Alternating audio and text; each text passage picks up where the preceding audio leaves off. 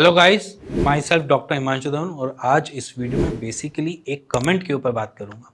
Comment था कि normal इस स्टेज पे जो आज का टेम्परेचर चल रहा है 50 डिग्री सेल्सियस, इस पे स्क्रॉटम को मेंटेन कैसे रखा जाए। क्योंकि एक्चुअली में पेशेंट की क्वेरी इसलिए भी हो सकती है कि वो वेरिकोसिल का पेशेंट हो सकता है या नॉर्मल भी वो पूछ सकता है। तो मैं पहले दोनों को ही कैटेगरी कर देता हूँ कि एक साइड होगी आपकी नॉर्मल वाली और एक होगी जो वेरिकोसिल के पेशेंट है।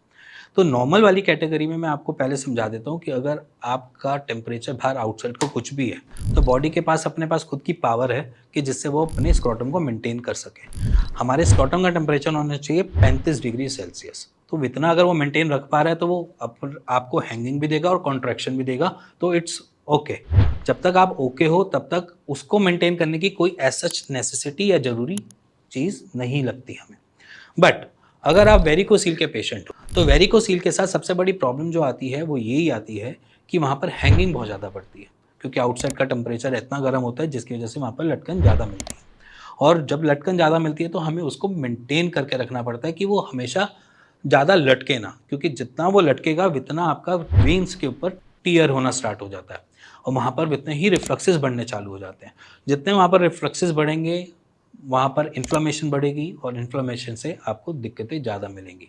दर्द मिल सकता है, रिफ्लक्सेस की वजह से इनफर्टिलिटी कॉज हो सकता है। इवन यहाँ पर आपको रेडिएटिंग पेन भी मिल सकता है पेट की तरफ या नीचे की तरफ। ये सारी चीज़ें आपको देखने को मिल जाती हैं। अगर हमने स्क्रॉटम को मेंटेन रख लिया, उसको बैलेंस करके रख लिया, तो ये दिक्कतें हमें नहीं फेस करनी पड़ेंगी। तो यहाँ पर वेरिकोसील के पेशेंट्स को हमेशा ही ध्यान रखना है कि अगर आप रात को सोने जा रहे हो तो थोड़ा-सा कपड़ों को लूज़ कर लो, क्योंकि सुबह से शाम तक आपने स्क्रॉटम के सपोर्ट के लिए सपोर्टर पहन रखा है या फिर टाइट अंडरवियर पहन रखा है।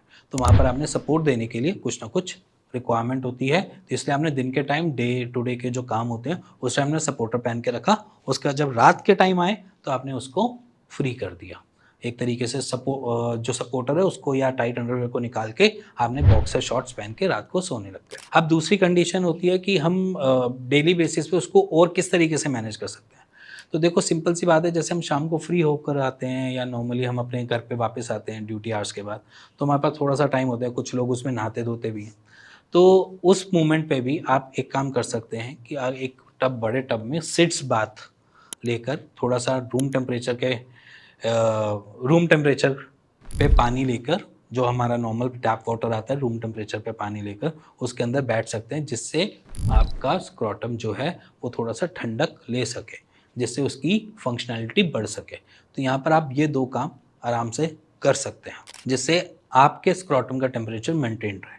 तो वेरिकोसील के साथ थोड़ा-सा हमें ज़्यादा कॉन्शियस रहना पड़ता है, ज़्यादा ध्यान रखना पड़ता है अपने स्क्रॉटम का, जिससे हमारी फर्टिलिटी भी ना दिक्कत में आए और ज़्यादा से ज़्यादा हमको अपने टेस्टिस का रिवर्ट बैक मिलता रहे और हमारे वेन्स का साइज़ भी और ज़्यादा बढ़े ना, या जैसे मैं बोलूँ कि हमारी ग्रेडिंग जो है वेरिकोसिल में वो बढ़े ना।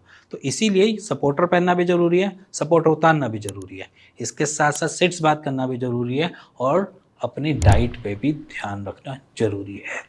इसी के साथ अगर आपको ये वीडियो अच्छी लगी हो, पसंद आई हो, तो प्लीज़ लाइक शेयर कर दीजिएगा। इसी के साथ मिलेंगे नेक्स्ट वीडियो में। तब तक के नमस्कार।